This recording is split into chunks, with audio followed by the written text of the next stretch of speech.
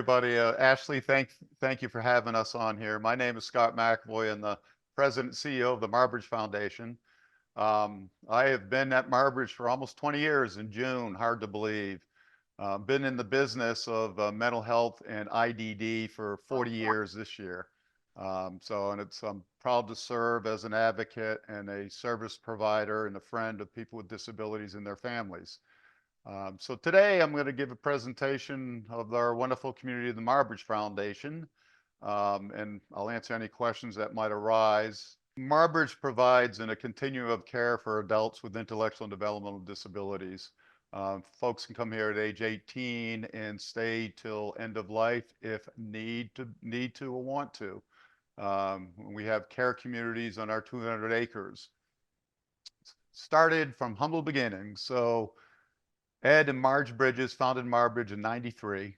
They were looking everywhere across the country for a safe place for their son Jim, who was born with an intellectual and developmental disability due to being delivered with forceps and suffering brain injury that caused moderate mental retardation. They're in the furniture business, looked around the country for a place for Jim for schooling and residential and whatnot. Couldn't find any place that was safe enough and help train for people with disabilities to get jobs and whatnot. So while they moved to Austin, Texas, they acquired 86 acres in Manchaca, which back then in '53 was a big farm and ranch community. They got the land, there was a farmhouse on it. They hired a farm couple and they basically developed a program for Jim initially, and then 5 other men. They taught him how to plow the fields. They had a hog farm. They had a dairy farm with milk. They had a catfish farm. They established business enterprises, and the residents who lived here became wage-earning citizens and productive. They taught them all the soft skills of vocation, how to dress, how to follow a schedule, how to get along with others, and how to complete tasks. So it started with farming mechanics. This is kind of a layout of our 200 acres. We're in Manchaca, which is just across the border of South Austin. So we are part of the metropolitan Austin care community. We have 3 care communities: the village, the ranch, which are 2 assisted living large type A's in the state of Texas, and the villa, which is a skilled nursing facility. The villa started when Jim Bridges at Marbridge was aging in place, and they were afraid when he became medically fragile, if they put him in a standard nursing home, that they wouldn't know how to care for Jim. And they basically thought they treated his behavioral, his his intellectual disability, and feed him medication. So they created the villa and created it from scratch and trained folks in skilled nursing to be able to care for people with intellectual and developmental disabilities. Along this whole time from the founding with the village and the ranch, they established a training and education program, which is kind of like a college for disabled adults with 150 training opportunities at this present time. Here are the interconnected communities. The village is our semi-independent living community, so for folks that are more independent than others. The ranch is kind of the original community. This is for folks who need supervision, aren't ready to go into a larger community without staff with them, learning those skills to be more independent, to have capacity to do so. And the skilled nursing is for people who are medically fragile of ages 18 or above. It's a place where residents who have lived at Marbridge for years and start aging in place I'm not sure where my video went out, but so they can age in place there and live out their lives in a very different environment.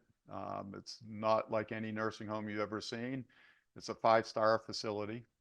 Our campus has all the amenities you need to live, work, and play. We have a large gymnasium with a stage and drama and music classroom and cardio center, free weights, and aerobics and dance facility.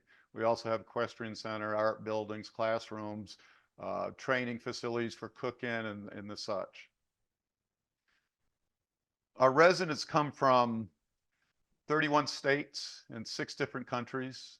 Uh, the disabilities, the diagnoses are primarily intellectual disabilities, and then you have the autism spectrum disorders, the Down syndrome, cerebral palsy, traumatic brain injuries, Williams syndrome, etc.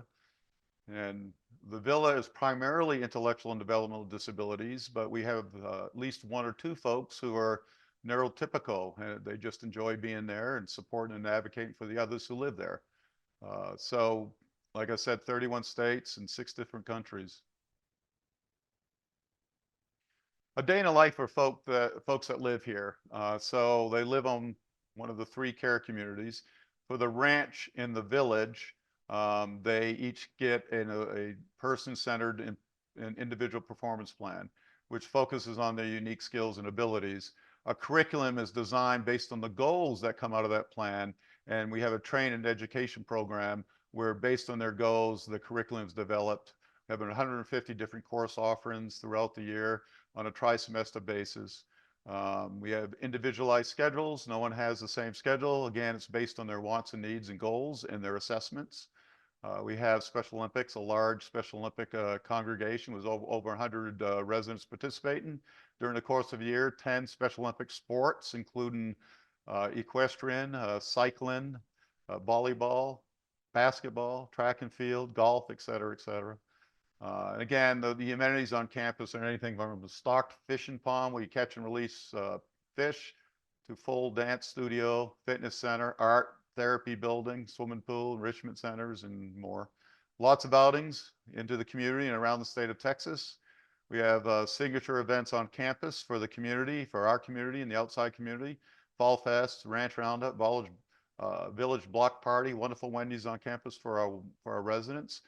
Employment program both has employment on campus, starting at least minimum wage, and then off campus. Right now we've got 38 different residents employed at 25 different employers.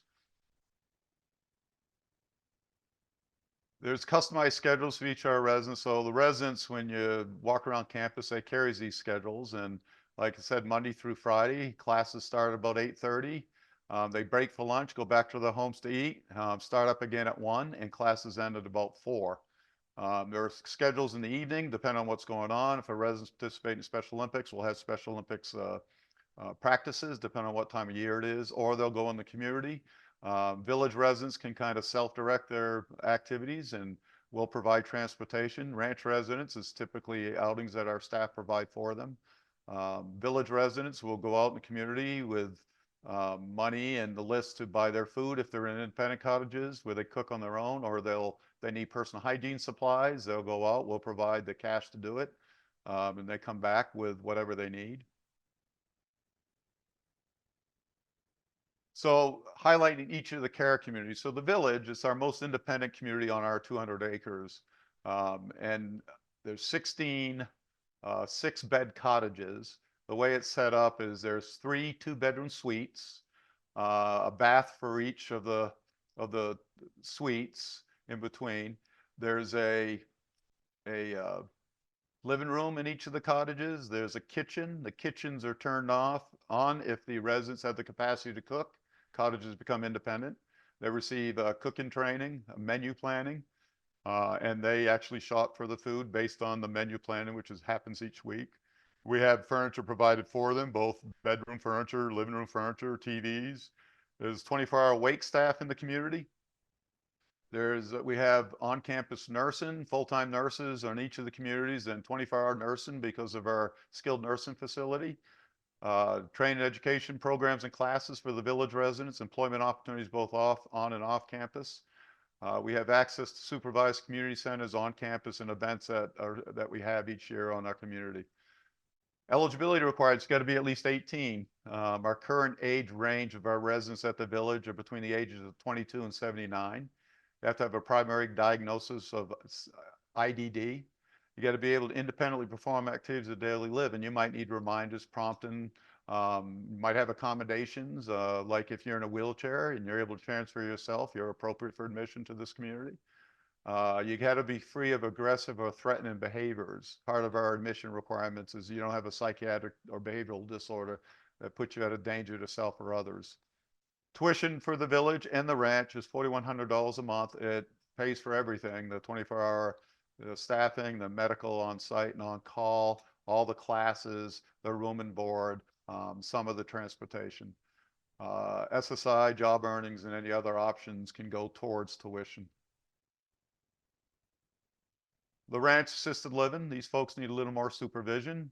We have either a shared room in a communal setting. We have a dormitory where it's more heavily staffed. People age in place or need more assistance with ADLs.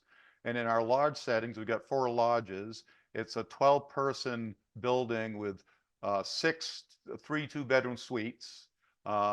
Each side of the lodge has its own living area, so we can kind of help satisfy the needs of individualized residents. Some might like noisy areas, some might like quiet areas. We're able to match them up. There's a large day area with a TV and a living room and a place to eat if that's something the residents would need, a quieter place to eat. 24-hour wake staff. The difference between the ranch and the village as far as staff, each of the lodges in a dormitory are staffed 24 hours a day, whereas in the cottage, in the village, it's staffed 24 hours a day, but there's not a staff member in each of the cottages. The residents are more independent, don't need that. But staff members rotate around the clock, checking on all the residents, their schedules, prompting and reminding, etc. Each of the ranch residents has an individual program plan. They get training and education, the classes, employment opportunities both on and off campus. I think right now we have 2 residents at the ranch working off campus, and I think there's 51 overall working on campus. Our jobs on campus are, we have 4 kitchens and cafeterias, so bussing tables, dietary aids, washing pots and pans. And these are beginner jobs. These are practice of soft skills, learning how to master those. We have a laundry facility. Equine has job opportunities. We have landscape in 200 acres, job opportunities there, and housekeeping. The ranch is going to be 18. The current ages there are 21 to 80. Primary diagnosis of IDD. Got to be able to perform ADLs independently. Some of the ranch residents, when has the age in place, they need more assistance, and we're able to provide that as needed. Tuition's $4,100 a month, includes everything. Can use your SSI, job earnings, and other options towards tuition. The villas are skilled nursing. Again, it's a unique skilled nursing facility, much more active. Residents diagnosed primarily with IDD. They have a great activity program. We have 2 enrichment coordinators that oversee the activities, plus the CNAs, LVNs, social workers, etc. They all have some sort of license to care for the folks that live there. We have a licensed nurse administrator. They go through our education regimen. They're licensed by the states, required.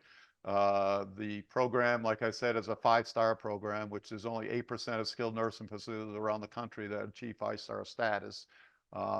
It's just a different place. We have an enrichment center in the building with a sensory, with a multi-sensory integration room. Lots of opportunities for physical therapy, speech therapy, occupational therapy, and we're training 2 of our physical therapists to be HIPAA therapy since we have an equestrian program, so we can provide opportunities for our villa residents as well. The villa accepts Medicaid, long-term care, Medicare, short-term rehab, private insurance, and private pay. All the beds at the villa are duly licensed Medicaid, Medicare. You know, meaning we have lots of residents who have lived with us for 60 plus years, become medically fragile. Some of them have outlived their families. So as far as finances go, they have the opportunity to utilize Medicaid at that point to live in the skilled nursing facility. We have a summer camp. So Camp Marbridge, you got to be at least 16 years old, primary diagnosis IDD. You got to be able to, it's kind of the same admission requirements as the ranch and the village. You got to be able to perform ADLs. You got to be free of physical aggression. And for the nursing for our Camp Marbridge, we don't have a full-time nurse in there, so you got to be free of medical conditions that require, consistent nursing assistance. We do have nurses available if needed. Staffing is typically full-time counselors. We have a separate location. Camp's house is in that picture right there. We typically get summer students that are on break from college or teachers who don't teach during the summer. It's on our 200-acre campus. We have lots of community outings. They access the fun stuff at Marbridge, fishing, the gym, equestrian, swimming, etc. We go to the local minor league baseball games in the community, eating and whatnot. Camp is a week long. It starts on Sunday night, ends in Friday afternoon. It's a week long experience. It's the fun stuff. You can't teach anyone independent living in a week, but it's a good introduction to Marbridge. I think right now 46 of our current 267 residents started as summer campers. Gives the opportunity to just experience it. We have campers who come back year after year and enjoy the opportunity. Some of our additional funding, so I mentioned the skilled nursing facility is duly licensed Medicaid and Medicare, so Medicaid can be used there. The two assisted livings, the village and the ranch, are private pay. We have donation and grants that fund quite a bit of our operation, maybe about 20% of it. We have enhancements at the nursing home for the good quality work we've done, staffing enhancements, quality incentive programs. The state of Texas added an add-on after the pandemic, so we got a little more funding per resident. We still run shot up there for the quality of care we provide, so the deficit at the villa and any other part of campus is offset by donations, grants, and we have an endowment that pays for scholarships for long-term residents and benevolent care that pays for scholarships of folks who can no longer afford being here. We use some of our land and facilities and generate leasing through that, so that we're trying to use our land to generate, supportive revenue for the organization. Future funding, we're looking at additional land lease, and we've got a large part of our property that it can be commercially developed, and we're looking at opportunities to do that. We have a local fire department wants to put a substation on campus, so lease the land from us, and they'll provide kind of on-campus emergency medical services and fire protection, as well as avoid us during our winter storms when we have the loss of electricity, rolling blackouts. We'll never have to experience that again with the fire station on site. We're looking at developing businesses or partnering with businesses to do long-term land leases to have enterprise zones in our property. Some of the things that don't work for Marbridge are we're not set up to provide one-to-one care or folks that need more direct supervision. Our license doesn't preclude that at the moment. We are looking towards ways to expand our ability to take care of folks at this point. We're looking at partnerships. We're also looking to be a bigger resource to help refer people that are appropriate for Marbridge. As we replace our buildings on campus, we've gone from our dorm-like environments, we're moving more towards individual cottages or smaller locations that are more home-like. We've done that with all of our village community and most of our ranch community. We received a donation to look at the replacement of our skilled nursing facility. We're looking at a similar design, smaller locations, more home-like settings, which offer us more of the opportunity to, as far as infection control, to offset some of that and have, more individualized and home-like locations. We don't want perceived success. We want to be able to have residents in our training and education employment programs achieve real success. In other words, outcomes such as if they're participating in our cardio nutrition program, we actually look at BMI and measurements that have to do with weight and hope to see improvements at the end of our training and education. Employment, we want folks to get in jobs they really like in the community. They start by working on campus if that's what they need, and hopefully end up working in a hospital or something in a location that they might want to, that achieves the real goals for them. Sometimes, as you know, the resident wants and needs don't always coincide with loved ones' visions, and that is true of anyone, regardless of their intellectual disability or being neurotypical. So we work closely with families to try to advocate for their loved one to be as independent as their abilities allow. We seek employees who are high quality and high fit. We have extended and increased our wages significantly over the past couple of years. Over 4 years, we've increased our wages by 34%. We want to be externally competitive and internally comparable. We want to be able to, we offer a competitive salary for the right people to work for us. You can never have enough training. I'm just going to highlight that. You never can get enough training to the people taking care of of our residents. And we got to be able to offer longevity for people employed here, and that has to do with upward mobility. A lot of our people who are in our management team, including myself, started at a lower position, were able to elevate and get promotions, and we have countless number of examples that we can highlight here at Marbridge. So it becomes not just a job, but it becomes a career for folks. Future plans. This is always on a kind of ever change and ever evolving process for us. There's a lot of plans that we have. One of them is independent apartments on campus, a part of our campus. We do provide paid supports for people to move independently out in the community.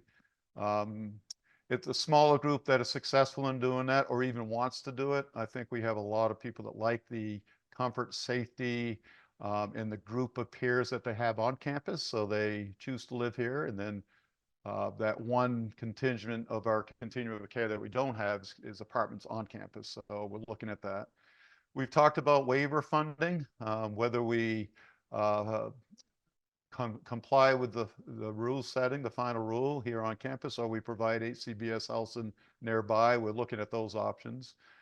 We always have footprints for additional cottages and lodges, which provide additional revenue and funding and allow us to expand the number of folks we can provide residential care for.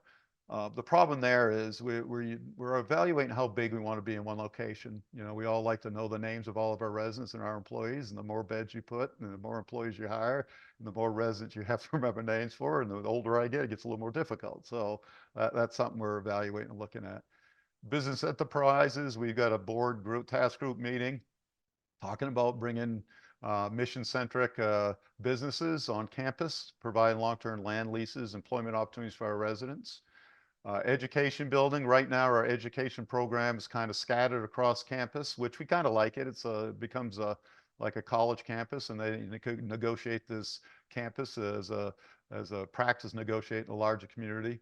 But we have temporary buildings too that we'd like to get rid of and build a education building, not just for the needs of our residents, but partnerships in the local community, maybe community colleges. We've been talking with a couple of community colleges, a community college and universities about opportunities for our residents, both here and off-site.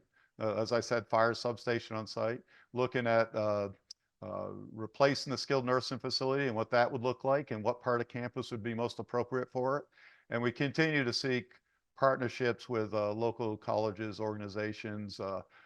We are trying to get better served with our autistic spectrum population, becoming better acquainted with the diagnoses and the support we can provide. So we're utilizing autistic specific organizations to help us with that.